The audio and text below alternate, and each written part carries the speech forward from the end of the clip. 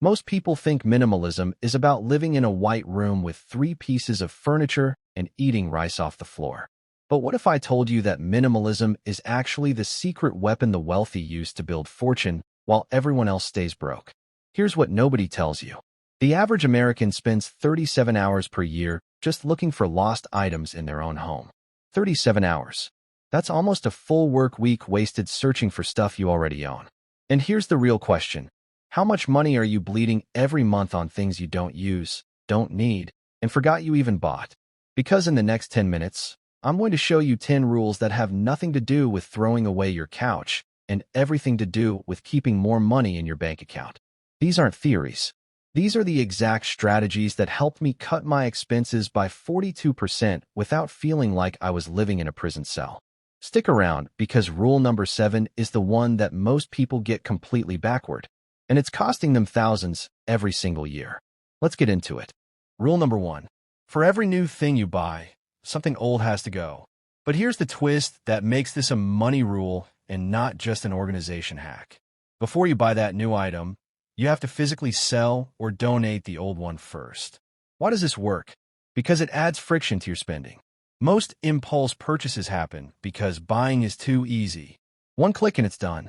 But when you know you have to list your old jacket on eBay before buying a new one, suddenly that purchase doesn't seem as urgent.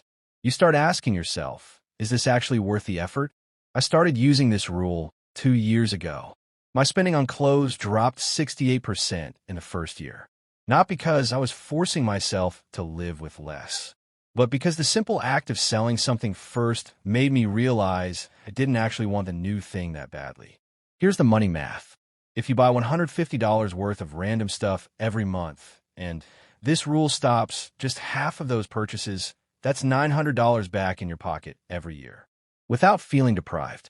But here's what makes Rule 2 even more powerful. Rule number 2.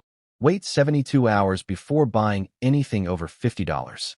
Sounds simple, but most people fail at this because they don't understand the psychology behind it. Your brain releases dopamine when you anticipate a purchase, not when you actually own the thing. That's why buyer's remorse exists. The 72-hour rule lets that dopamine rush fade. And here's what happens. 40% of the time, you'll forget you even wanted it.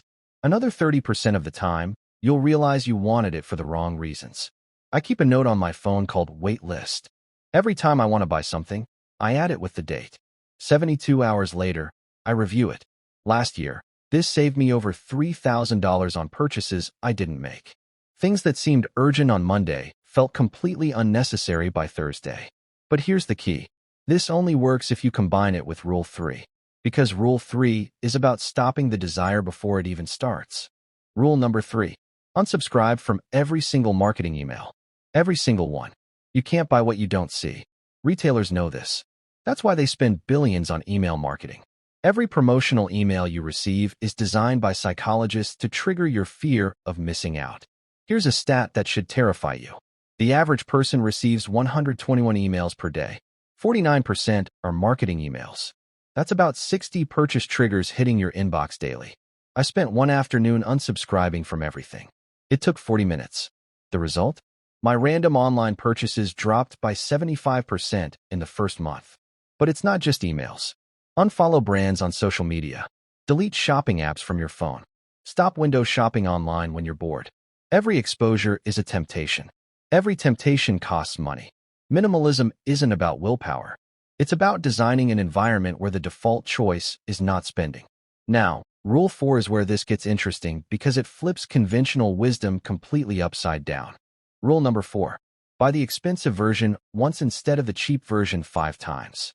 This sounds like the opposite of minimalism. But stay with me. Cheap stuff breaks. And when it breaks, you buy it again. And again. That's not saving money. That's paying in installments. I used to buy $20 shoes that lasted 6 months. I'd buy 4 pairs every 2 years. That's $80. Then I bought 1 pair of quality shoes for $150. 5 years later, they still look great. The math is simple. $80 times 2.5 cycles equals $200 versus $150 once. I saved $50 and eliminated the hassle of constantly replacing garbage. This applies to everything. Kitchen tools, backpacks, office chairs, Electronics.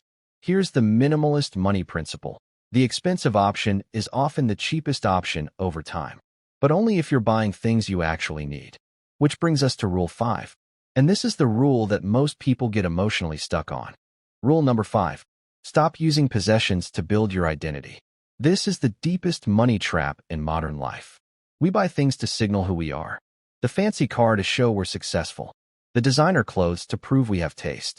The newest tech to show we're cutting edge. But here's the truth.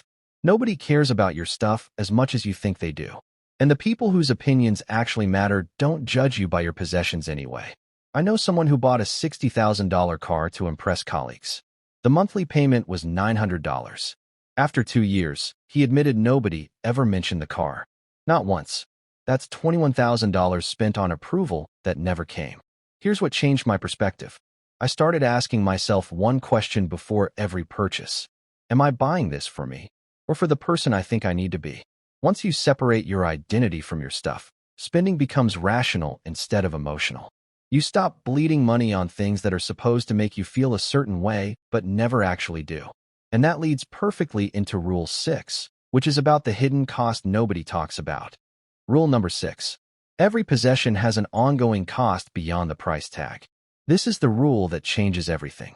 When you buy something, you're not just paying the purchase price. You're paying for storage, maintenance, mental energy, time to organize, time to clean, time to repair. Let's say you buy a $200 espresso machine. Sounds reasonable, but now you need counter space. That's real estate in your kitchen. You need to clean it daily. That's 5 minutes every morning. You need to decale it monthly. That's $20 in 30 minutes. Over 5 years, that machine costs you 150 hours of your time and $300 in maintenance. If your time is worth $20 per hour, the true cost is $3,500 for a machine you bought for $200. I'm not saying don't buy things. I'm saying understand what you're actually paying. When you calculate true cost of ownership, suddenly that storage unit full of stuff you never use becomes a financial nightmare you're paying for monthly. Rule 7 is the one everyone gets backward, and it's the most powerful one on this list. Rule number 7. Choose experiences over things, but not the way influencers tell you to.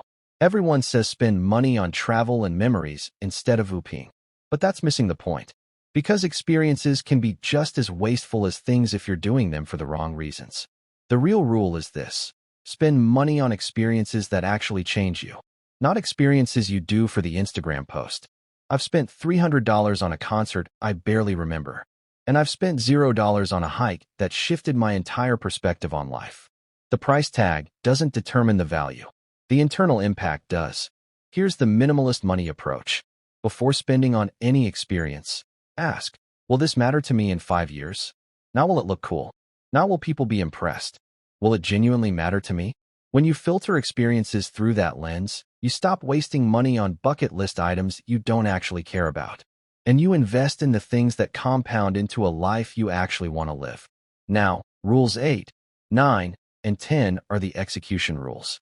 This is how you actually implement everything we just talked about. Rule number 8. Play the 30-day minimalism game. Here's how it works. On day 1, get rid of 1 thing. Day 2, get rid of 2 things. Day 3, get rid of 3 things. You keep going until you can't find enough items to match the day number. Most people make it to day 15 before they run out of obvious stuff to remove. That's 120 items out of your life in 2 weeks. But here's the money angle. As you remove things, you start noticing patterns. You realize you bought 5 different versions of the same tool. You find products you forgot you owned. Duplicate items you wasted money on. This awareness is what changes your future spending. You can't unsee your own patterns once you spot them. Rule number 9. Digitize everything you can. Books, documents, photos, music, movies, magazines. If it can exist as a file instead of a physical object, make it a file. This isn't about being trendy. It's about eliminating storage costs. The average American pays $147 per month for extra storage. That's $1,764 per year to keep stuff they rarely use. I digitized my entire book collection, sold the physical copies, made $800 and freed up 3 bookshelves. Now I pay $10 a month for unlimited digital books. The savings are massive.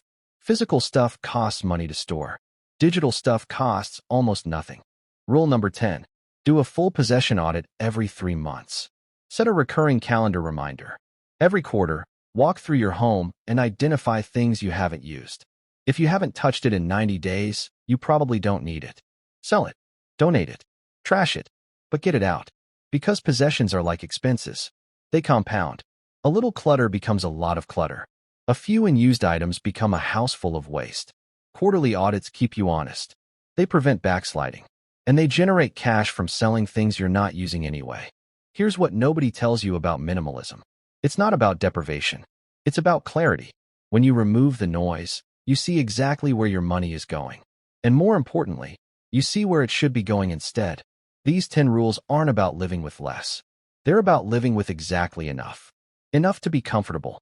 Enough to be happy. But not so much that your stuff owns you instead of the other way around. If this changed how you think about spending, hit the like button. Drop a comment telling me which rule you're implementing first. And subscribe because next week, we're breaking down the 5 money myths that keep the middle class broke.